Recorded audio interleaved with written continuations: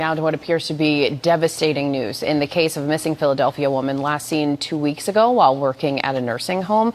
ABC's Morgan Norwood has more now on the search for Kada Scott. Morgan, you brought us the story yesterday, and now we have this update. Yeah, certainly not the update that we want to be bringing you this morning. A heartbreaking development in the search for 23-year-old Kada Scott.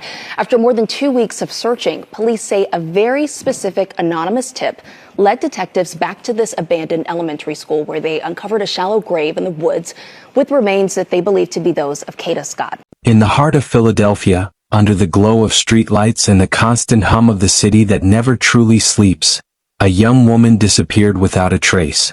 Her name was Kada Scott, just 23 years old. A daughter, a sister, a caregiver, someone whose life revolved around helping others. But on one cool October night in 2025, something went terribly wrong. Kada left for her overnight shift at an assisted living facility and was never seen alive again. At first, it seemed like a missing persons case. Maybe she'd gone somewhere unexpected. Maybe she just needed space. But as hours turned to days and days into desperate weeks, one thing became painfully clear. This wasn't a disappearance born of choice.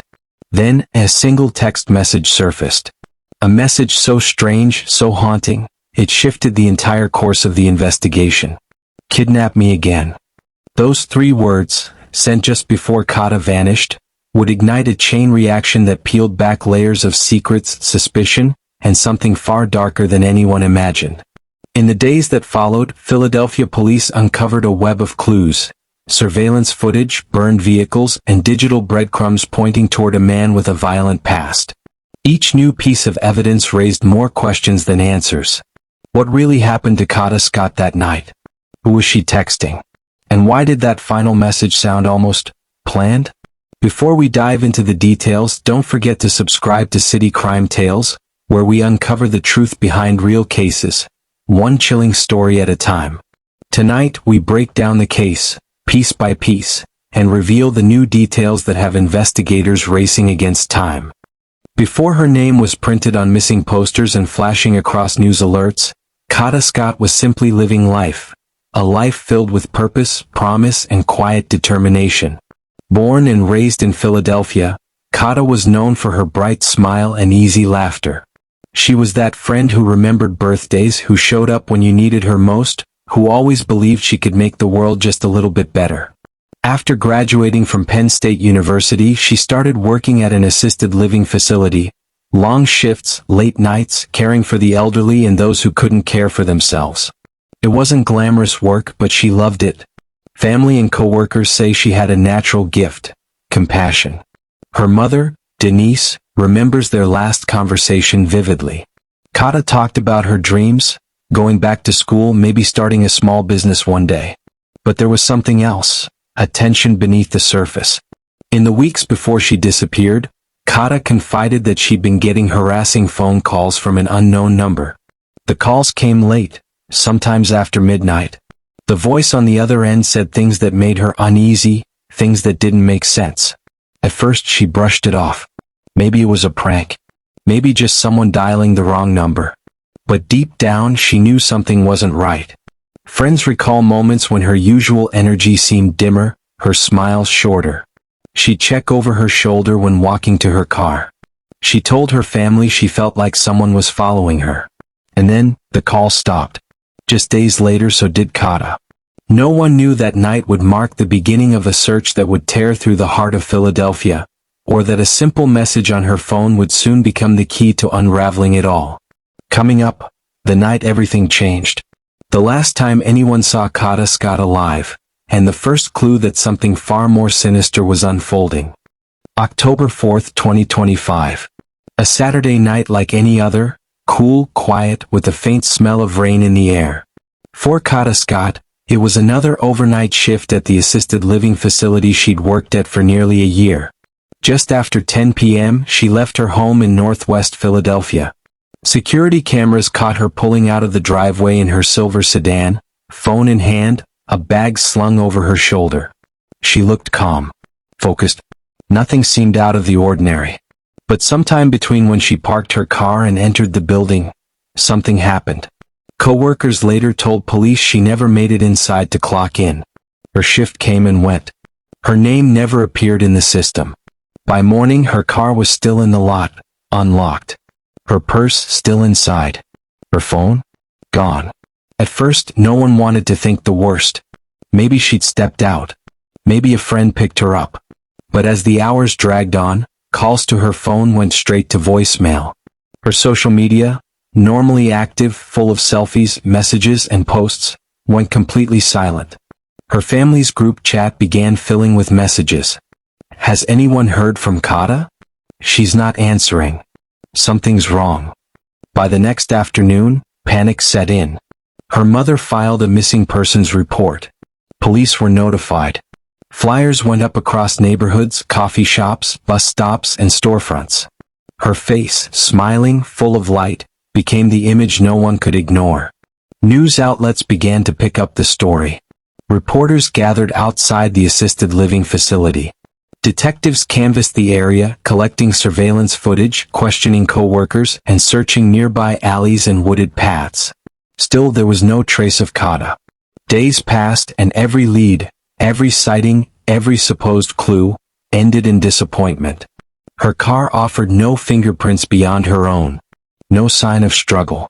No messages explaining where she went. Then came the first major break. A cell phone ping near the Cheltenham Avenue area, several miles from where she disappeared. It was brief, lasting only seconds before the phone went dark again.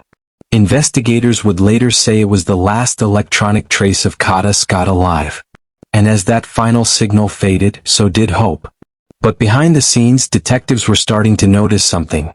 A pattern in her phone records, a name that kept surfacing, and a message that would soon rewrite everything they thought they knew. Up next, the investigation that exposed a disturbing connection, and the chilling text message that changed this case forever. As hours turned into days, detectives with the Philadelphia Police Department worked around the clock.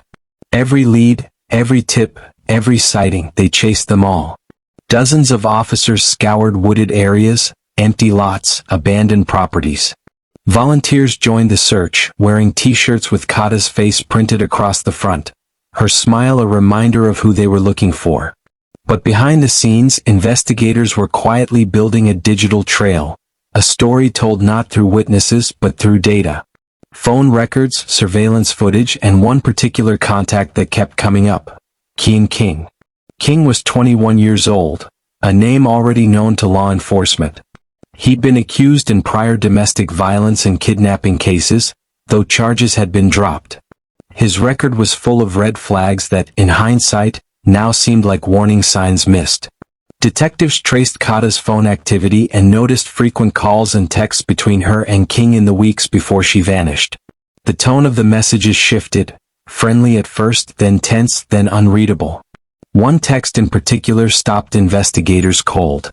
On the morning of October 4th, the day she disappeared, Kada texted someone believed to be King. The message read, "Kidnap me again." The reply came almost instantly, "Better be up too." What did it mean? A joke between acquaintances? A code?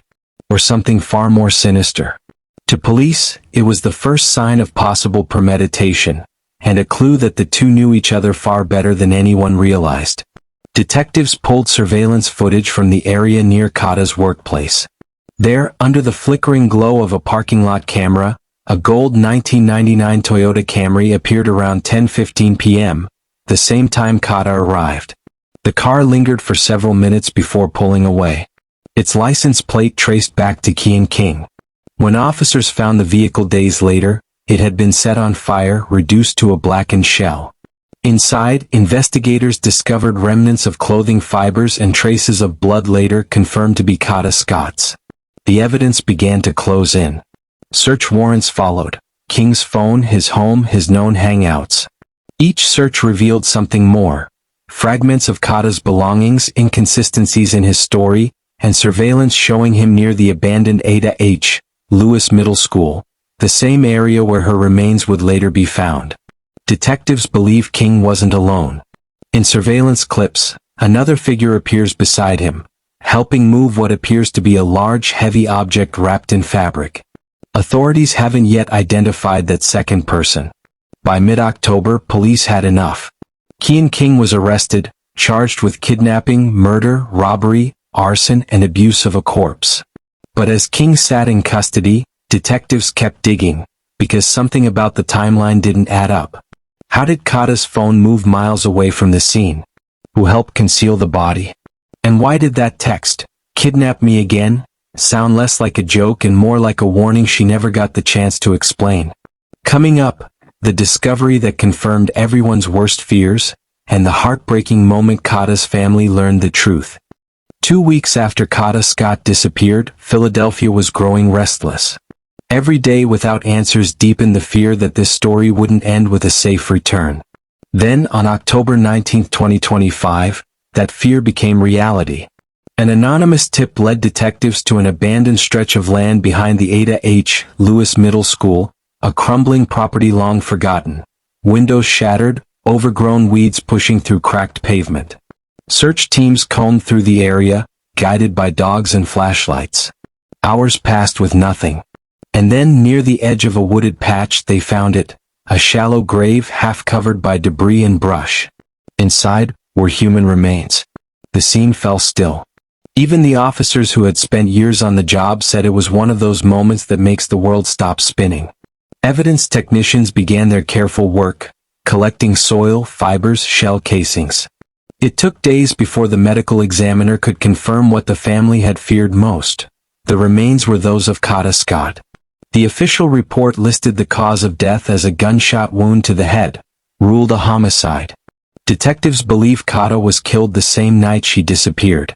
And yet, what haunted them wasn't just how she died, but what followed. Surveillance footage recovered near the scene showed two figures, moving under cover of night, struggling with what appeared to be a heavy object. They carried it toward the very spot where Kada's body was later found. One of those figures, investigators believe, was Kian King. The second? Still unidentified. Police also discovered traces of burned fabric, duct tape, and tire tracks leading from the school lot, consistent with the vehicle King was known to drive before it was torched. As the investigation unfolded, the community's grief turned into outrage. Vigils were held in neighborhoods across Philadelphia, candles, posters, prayers. People demanded justice, chanting Kada's name into the night air. Her mother spoke softly to reporters that evening, her voice trembling as she said, "My baby didn't deserve this. She was supposed to come home. No parent should ever have to say those words." With confirmation of the remains, police knew the search for Kada was over. But the search for why, and for who else may have helped, was just beginning. Next, inside the courtroom. The charges against Kian King, the evidence that sealed his fate, and the unanswered question that still haunts investigators. Who helped cover up the crime? Kian King was arrested and formally charged with multiple crimes. Murder, kidnapping, robbery, abuse of a corpse, arson, conspiracy. Bail was set at $2.5 million, a figure reflecting the severity of the charges and the perceived flight risk. Prosecutors argued that King posed a significant threat to public safety. Court hearings revealed the chilling details. The premeditated nature of the crime suggested by texts and phone records. Evidence that pointed toward accomplices who may have helped King cover up his actions. Witness statements that painted a picture of a young woman trying to navigate fear and danger in her final hours. While King awaited trial, detectives continued piecing together the full scope of what happened. Every burned car, every surveillance clip, and every recovered text message became crucial evidence. Investigators worked to identify potential accomplices, a race against time to ensure no one else involved escaped justice. But the courtroom was more than just a place for legal proceedings. For Kada's family, it was a solemn space of grief, a stark reminder of the life stolen from them. Their presence, quiet, stoic, but heartbroken, became part of the ongoing narrative of justice and remembrance. The legal system had begun its work, but questions remained. Who helped King? How had prior warning signs gone unnoticed? Could more people be held accountable? Next, we explore the chilling new details and the community response. Evidence that deepened the mystery and left the city grappling with fear, anger, and the urgent need for answers. As the legal process unfolded, new details began to emerge, pieces of a puzzle that made the tragedy even more chilling. Investigators revealed stolen vehicles were not only used but deliberately burned, seemingly to erase evidence of King's movements. Text messages recovered from King's phone suggested premeditation. Investigators pieced together exchanges between King and at least one other individual, messages that hinted at coordination, concealment, and a knowledge of law enforcement patterns. Surveillance footage showed possible accomplices, moving in tandem to transport what authorities now knew were Kada's belongings. These revelations added new layers to an already heartbreaking story, a community struggling to comprehend how such cruelty could occur. I watch on TV and crime shows, scripts. To see this happen to someone so close to me. The city of Philadelphia responded with a mixture of grief and resolve. Vigils were held across neighborhoods.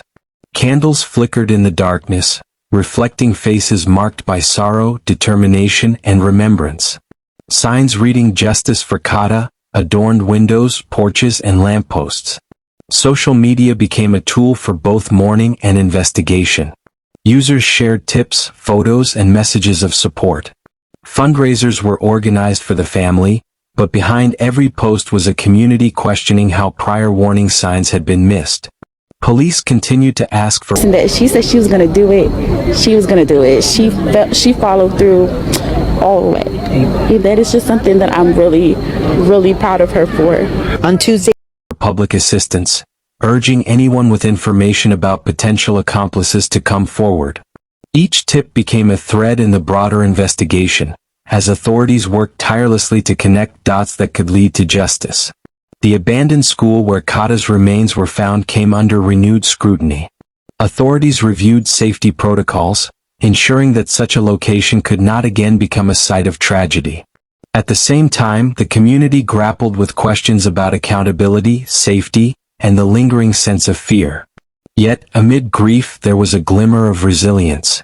The story of Kada Scott, her life and her loss, became a rallying point, a call to the city and beyond to remain vigilant, to speak up, and to honor lives cut tragically short.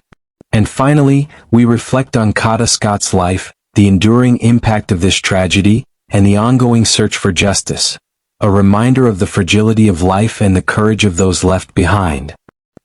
Kada Scott's story is a haunting reminder of how fragile life can be.